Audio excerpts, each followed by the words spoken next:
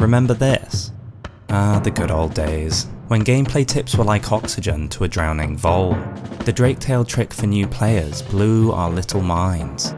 The Crystal Shield helped us pass Ornstein and Smough. Well, actually, we didn't have the heart to finish the fight that way, and instead, leveled up using the Forest Hunter Covenant hack.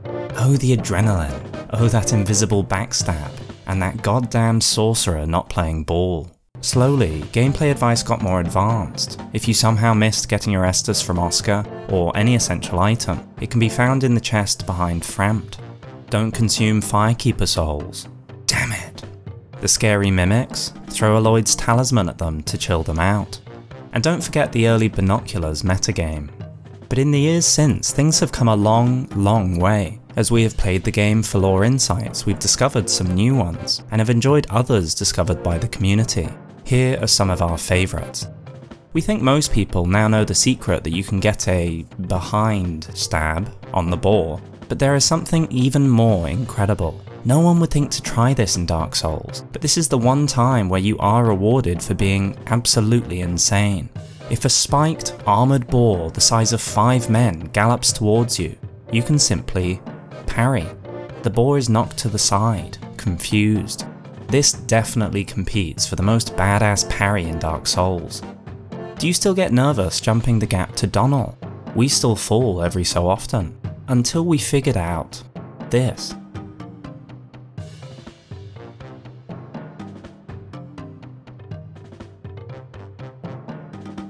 Just don't do it with too much confidence. Did you know that the Iron Golem doesn't just fall off the bridge in Sen's Fortress? He does much more. If you manage to take down the first leg's 400 HP, and then quickly do 200 damage to the second leg, watch carefully. As he falls, it seems as though the Iron Golem is wearing the flip ring. He has great form too. Speaking of bosses, we have a bunch of insights for them. You might know that you can kill the Capra Demon without ever entering the room. But did you know that if you draw Mega Ornstein to the windows of his boss room, you can insta-kill him? If in the right position he stabs you and picks you up, he will seem to walk through the stained glass window afterwards. He then falls to his death, but it takes him a long, long time. Also, have you noticed that Mega Ornstein, after absorbing Smough, doesn't just adopt his ground pound attack, but Smough's laugh during it as well?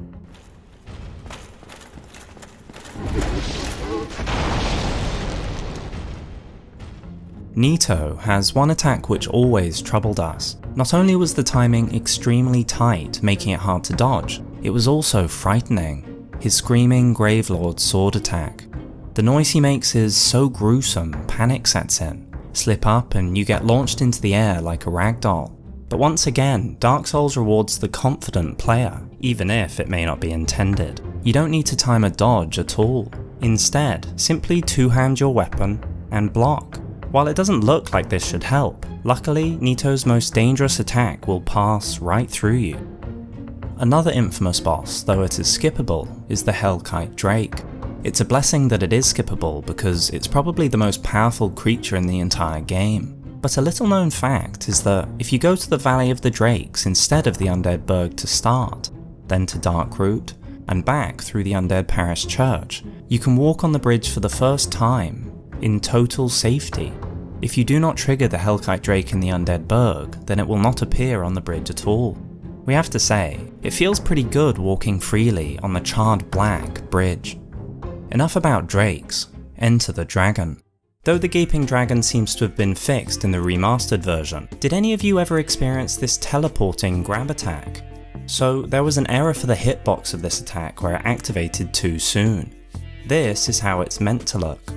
But while some bosses create problems with their programming, others create opportunities.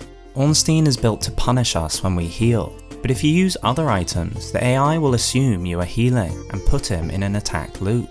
The dragon head in particular makes the fight a total breeze. Lord Gwyn suffers from the same defect. Once you get the first parry, use an Estus while he gets up. This will prompt his punish attack, which just so happens to be his easiest to parry, over and over again. Some other items are seen as projectiles too, which can be pretty fun. It seems like these bosses are truly afraid of prism stones.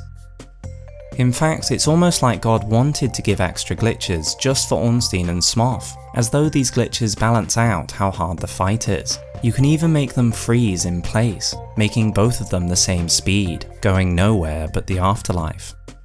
NPCs are quite different to bosses, and rarely have so many possible gameplay interactions. However, Quelana is a unique case.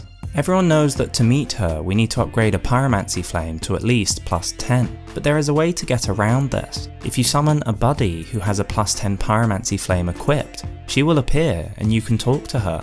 In fact, even if you're invaded, if the uninvited guest happens to have a +10 flame, she'll be waiting for you too.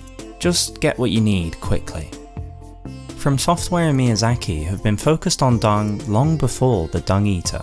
One of the most game-breaking items in Dark Souls is the dung pie. First of all, why is this item even in the game? But now that it is, it has some very special powers. The first is when it is used to inflict toxic on yourself. When throwing dung pie, the player builds up their own toxic bar. Now, why taking a dung pie out of your bag and throwing it makes you toxic is anyone's guess. What could the Chosen Undead be doing with it if they're wearing metal armor? The next question is why you would inflict toxic on yourself. This is because the toxic damage from dung pies is an extremely mild version, but once you have become toxic with dung pies, no other toxics can affect you. This means some of the much more deadly toxics in-game, many of which are near impossible to avoid, can be replaced with a much slower reduction in health. This next one may have been an accident, but it makes it look like the Chosen Undead has had an accident.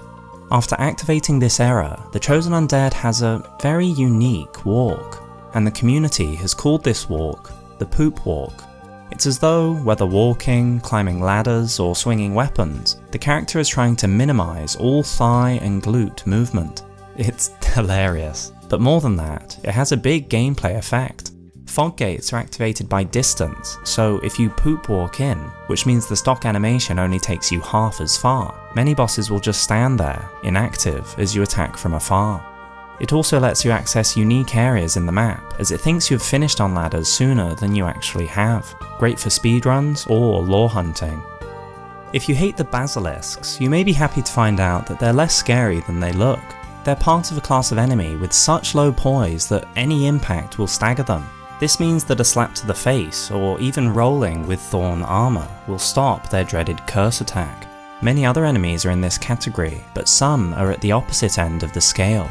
Nito is giant-sized, but he's also heavy with humanity. The result? His poise is unbreakable.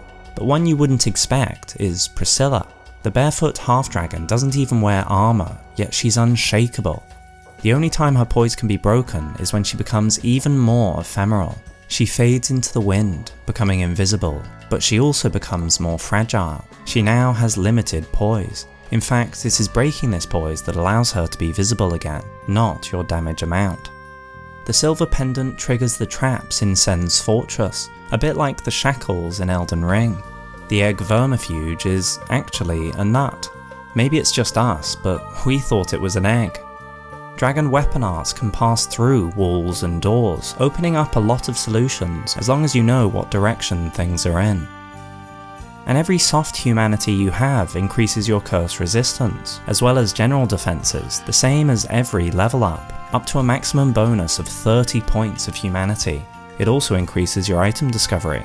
And an essential gameplay tip we wish we had known earlier. If you want to roll after sprinting, hold down the L1 button to block as you run, then attempt to jump. Voila, there is your roll. Because the game doesn't allow jumping while you block, its solution is to allow a roll. Perfect flow. And a non-gameplay one for you.